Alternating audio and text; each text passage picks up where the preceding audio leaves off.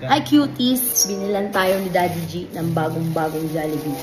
Bago daw nila to. Panis. Nakalimutan pa ng palengke. Hindi mo alam? Certified palengkera. Ayun, may badge pa.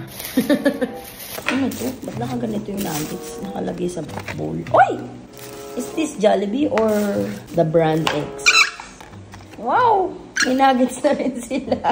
Ang galing ah. May iba-ibang dip. Ano to? Meron din daw silang 6 piece and 10 piece. Taray naman. Today lang nirelease na. Today lang. Bagong-bago. Taray. May nuggets na rin yung Jollibee. Simulan natin to. Ranch. Ang daming choices ng dip. No? This one naman. Barbecue. Sabi ko ketchup ata. Nice. Help them. And the last one, mayo sriracha. Di? Sriracha. Ang anghang. Hindi ako makapili.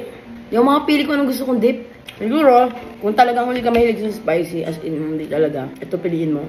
Gusto mo yung classic, ito, normal na chicken nuggets. Gusto mo talaga maanghang ito. Although tolerable pa rin naman siya para sa, katulad ko, mahilig talaga ako sa manghang, carry ko siya. Pero baka yung, iba din kuko, tanggal-tanggal na. Pero kapag talagang hindi ka mahilig sa manghang, feeling ko di mo to carry. Ayun lang, taste test lang. Pupunta na ako sa palengke. Binilan lang muna ako ni Gio. Bye cuties!